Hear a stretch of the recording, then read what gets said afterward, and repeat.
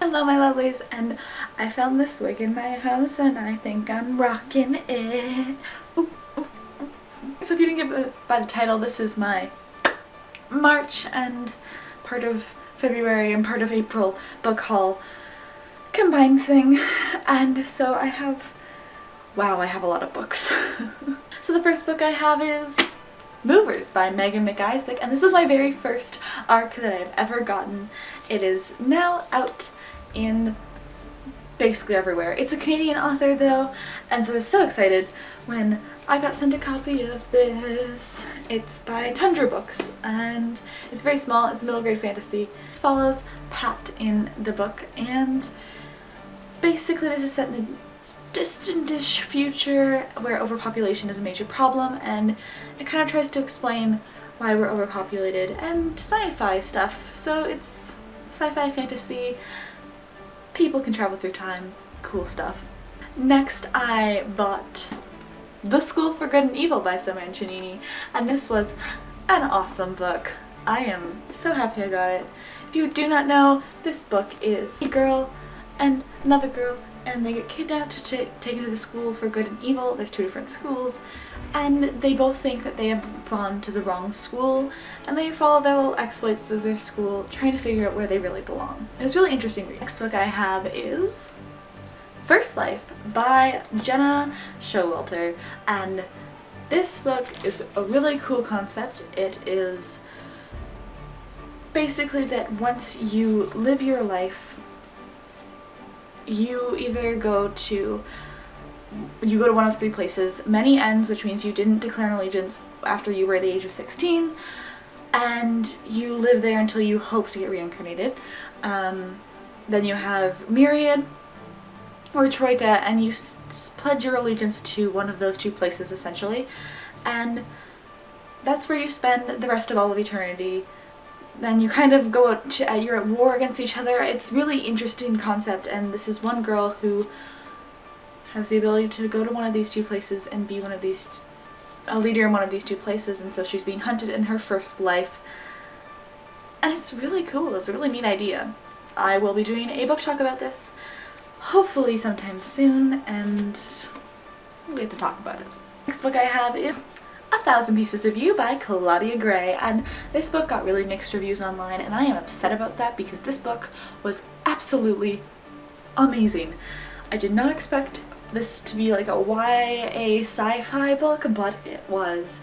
It was great. I am so excited about this book. This book was absolutely amazing. Read this. Sci-fi, it's YA, multi-dimensions. You get to be in London and in Moscow, just like the cover seems to suggest. That's Moscow. Or St. Petersburg. I'm not sure. I don't know Russia very well, I'm sorry. Next I have Fangirl by Rainbow Rowell, and this book was really inspiring for writing. I was so ready to write my own book at this moment because it goes through the process of what writing is like, through talking about fan fiction, and it was really cool read. Also, I don't really like contemporaries, but this was a really good contemporary. I thought that Rainbow Rowell executed it perfectly and completely on point, so this is definitely a good read. This is a heavy one, guys. I have The Queen of the Tearling. It's really heavy, God. This is by Erica Johansson, and this book I have so many strong feelings for. It's so beautiful. And it's so beautifully written. This novel is amazing in so many ways. We are in the future, although it feels like it is set in the past in medieval times. We're in some place that probably doesn't exist at this point. It's like another continent entirely, and one of the countries is the Tearling, and it's set there following the Queen of the Tearling. It was a really interesting read. I thoroughly enjoyed it. Lady Midnight by Cassandra Clare, and I have mixed feelings on this, but I have a spoiler-free review on the book that isn't posted yet, but hopefully it'll be posted by the time I edit this thing because I'm so lazy when it comes to book hauls. So lazy. So this book was okay. It's set in the Mortal Instruments universe and the Infernal Devices universe essentially, and all of these characters make an appearance in this book, so I recommend reading those books, at least the Mortal Instruments, before reading this, although there is a major spoiler for the Infernal Devices in this book, so just read the other books before you get to this one. Definitely do not come to this one first. Last book in this pile that I have that is read already is Death Note by, oh god, Sugumi Oba, and art by Takeshi Obata. I am so sorry. I am so sorry. I'm so bad with names. Was my first manga that I've ever bought. It's not the first one I picked up, but it's the first one I bought, and it's so beautiful. Look, it is all black. I bought the black edition because it was the only one they had there that was like more than one volume basically, and this is the first 2 volumes in here.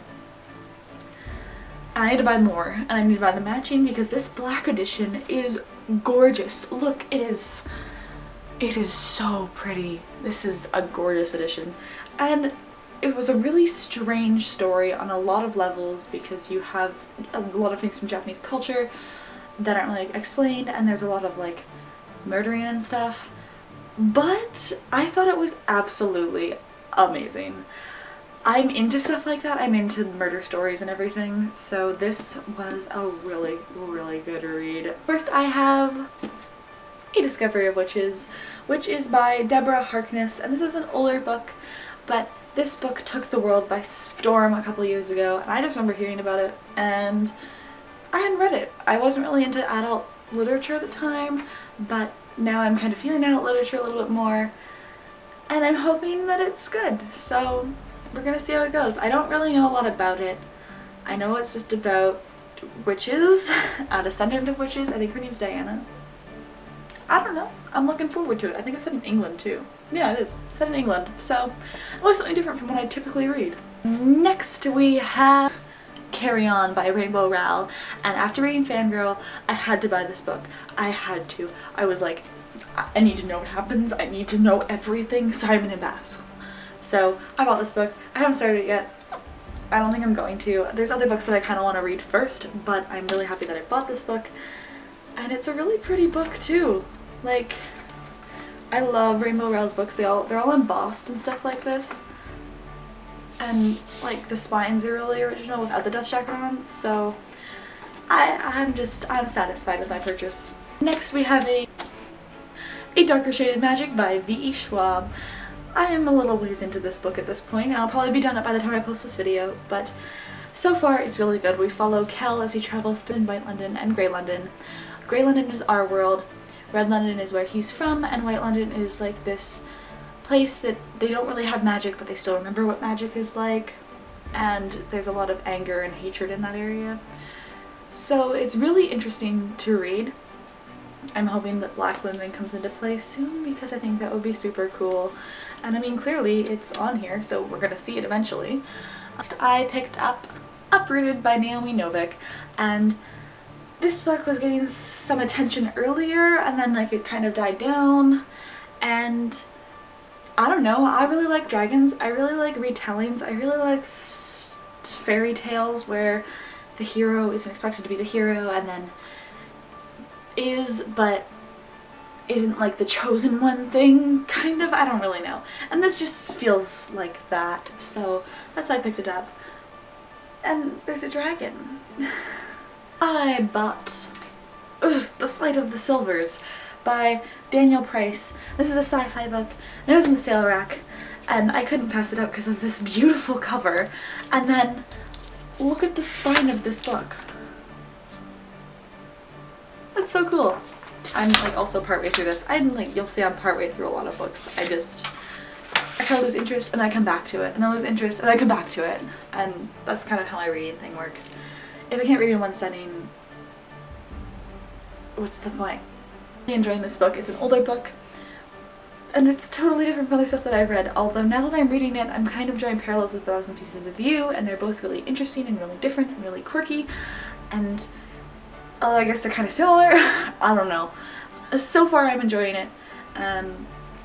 Basically there are 8 or 9 or 10 or something like that people who are saved from this major mass extinction event that happens in San Diego, and they're sent to another Earth in San Diego, and this same event has happened to this Earth before, or the Earth 2, I guess, except in New York City, and it happened in like 1911, so it's kind of cool how it's already happened, but they don't really know why it happened, they don't really know what's going on, and these people now have powers, and so they're called the Silvers, and they're kind of trying to figure out where they stand in life. There's a guy who can travel through time, there's a girl who can like use the white matter that brought down like the sky and stuff like that when the world ended, and then like guy can like move stuff with his mind. I love sci-fi. I forgot how much I love sci-fi until I read this book, and I'm so happy about it. I then started to read, but it's, I mean, kind of hard to get through books like this, and that is Sense and Sensibility and Sea Monsters by Jane Austen and Ben H. Winters. So this is from the same group as Pride and Prejudice and Zombies, and I just thought, you know what, I want to read this book. This seems like a good book. I was in a Jane Austen kick also, and I wish the cover was different, because I feel like the cover spoiled me on this book really badly, and now I'm not really motivated, because I really like the character that she's flirting with, and it's not this guy, and I don't really like this guy, but I know that she's gonna end up with this guy because the cover. Please make different cover choices. Is The Knife of Never Letting Go by Patrick Ness. And this book has been on my TBR for 2 years. I finally bought it this year. I was like, you know what, I'm doing booktube, I can buy this book. I also saw it, I was standing like this, and I was like, oh, that's the book I wanted to read. It's really similar to Child of God in the fact that it's set in basically like the Bible Belt area where they don't have a whole lot of education, and the main character, whatever, doesn't really communicate all that well. So it's written how it would sound to hear it, and that's a really different style of book. I've read a few like that before, I've enjoyed them, but I have to be like in the right mindset for it, so I just kind of stopped a few pages in and figure I'll get back to it when I'm feeling a book like that, just because you have to be in the right mindset for it. I mean, there's the main character, and every person in the village is a guy, first of all, and they can all hear each other's thoughts, and they call it noise. And so it's really different, really interesting, and I think it's super cool, but I don't know. This writing style is what's getting me right now, and I think I just have to be in the right mindset, and the writing style will be fine. It won't matter. It won't matter. The last book that I have picked up in the past 2 months to buy is A Gathering of Shadows by V.E. Schwab.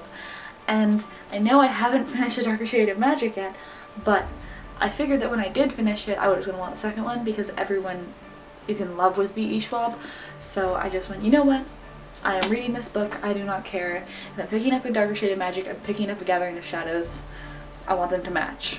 So I bought both of them, and it just follows the same storyline, I think, to some extent. I don't want to read the inside jacket because I don't want to be spoiled in A Darker Shade of Magic. I've been steering clear of the synopsises. And I don't know, V.E. Schwab is good so far. I'm enjoying it, so this should go well. Them all. How many are here?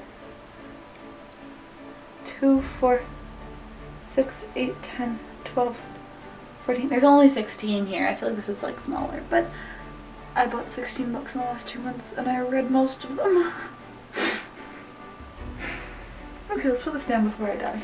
That is what I bought in the end of February, the month of March, and the beginning of April. So probably the middle of April. I don't think I'm gonna buy any more books for a while. I gotta hold off a little bit. I gotta start finishing some books. Want to tell me about any of these books that I've already said I've read, or just your general opinion on any of the books, you can tell me down in the comment section below. If you want to check me out on any of my social media, Goodreads, Library Thing, Instagram, Tumblr, down the doobly-doo. I'm not gonna post links to these books. You can find them, you have an internet. Well, so much for watching today, all of my lovely people. As always, my name is Fallon, you guys are amazing, and thanks for hanging out with me today.